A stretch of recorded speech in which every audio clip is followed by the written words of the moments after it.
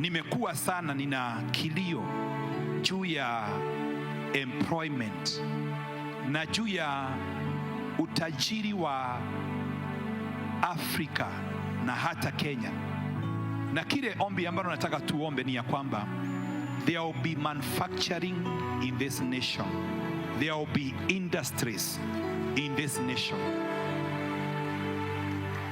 There has been a demonic strategy. The richest continent in form of raw materials is Africa. But Africa produces the raw materials.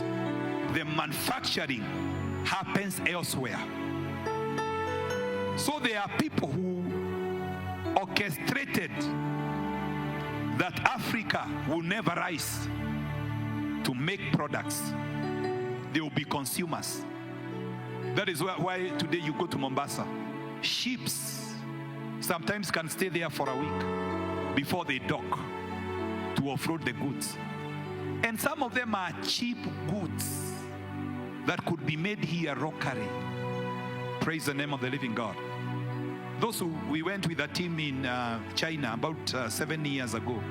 We were going to buy some of the finishing products for this sanctuary. After 3 days, we sat down so that we can decide where to buy. But I asked them one question: why can't these products be made in Kenya? Because some of them, ukienda kama mahali tulikuwa tunanunua hizi viti, unakuta ni tu factory tu chafu, but they have machines. They have perfected the art of making these products. Na nikawa na kilio, vijana wetu hawana kazi, na vitu ambazo ni za kawaida hatuwezi kujitengenezea. Bwana asifiwe sana.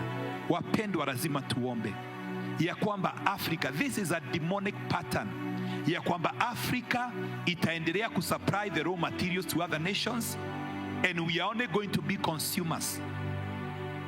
Nilikuwa nasoma an article, the amount of millions of dollars inatumika Nigeria kuleta tu toothpick, kitu ya kawaida, lakini lazima itoke nje. By the way, me I sold toothpicks. Nilikuwa kijana, nilikuwa na kampuni yangu ilikuwa inaitwa Kick Booming Company. Hiyo sijawahi kuambia. Praise the name of the living God. Hallelujah. Tulikuwa tumeiweka vijana wawili. Kick ilikuwa inamaanisha Kimani na Kere. So tulikuwa tunachonga hii miti ya baboon trees. Inaitwa babu. Hey, babu ni mnyama. Tulikuwa tunaichonga. My first time to go to all the tourist hotels in Mombasa was to supply toothpicks. Wakati wa hazikuwa zimekuja hizi za machine, zilikuwa sana sana ni za mikono. Nilikuwa na watu, nilikuwa na hiyo process ya kuzitengeneza, kupack. Tunaenda tunauza. Bwana asifiwe sana. So me, I have a passion of manufacturing. Praise, I've done a few things, and even now I'm trying to do a few things by the grace of God. But I have a passion that we can create employment through manufacturing and through building of industries in this nation. And it is very unfortunate that now China is coming to Kenya and taking the same opportunities that our people are supposed to exploit. Lazima tukatae na tumwambie Bwana, urithi wetu hautachukuliwa na wageni. Praise the name of the living God. Lazima tupiganie urithi wetu kama taifa. Tumwambie Bwana, si uinue watu. Hii sijui naweza kuisema namna gani. Kuna watu wako na viwanda hapa Kenya kwa miaka mingi, lakini kazi yao ni kuweka Wakenya katika utumwa, sio kuwasaidia hata kidogo. Sitaki kuelezea zaidi ya hiyo. Lazima wafunge viwanda. Praise the name of the living God. Lazima miungu yao ianguke. Praise the name of the living God. Hallelujah. Miungu ya kigeni haitatutawala. Tunakataa. Miungu ya kigeni haitanyonya utajiri wetu katika jina la Yesu. Tunaombea watu wetu wapate hekima, wapate neema. You know, one of my experience, because I love manufacturing, even in YouTube, I watch different machines that make different products, and you'll be surprised how simple. Praise the name of the living God. Right now there is something we are designing with our architect, and I took that design when I was in Germany. And before I went to Germany, I had identified a machine to make a product ambayo inaweza kutumiwa kwa finishing ya nyumba. Then I went and I saw exactly nyumba ambayo imejengwa na hiyo product. So I was able to match. Nikamwambia, this is the machine we are going to buy. This is how you are going to build. Praise it. Because some of these things, they are not rocket science. We are not supposed to go and bring machines. We are not supposed to go and bring finished products. We are supposed to come and bring machines to help us to make the products. I can tell you, I have a cry that roads are not supposed to be built by companies from outside. Barabara ni nini? Kama hii yetu imejaa jam kutoka hapa inatusumbua. Wacha tuachane na hiyo maneno isilete siasa. Lakini mimi naweza nunua, kama ni mimi ningenunua matinga, si mara muiko hapa, si mainjinia wetu. Ukienda South Africa, ukienda UK, some of the people who are managing big infrastructure, they came from this nation. Why can't it happen? Praise the name of the living God. Somebody say it can happen. Somebody say this pattern can be broken. Tutaona viwanda. You know, I've been going to China for the last about 15 years. And there are ideas I conceived 15 years ago, over 15 years.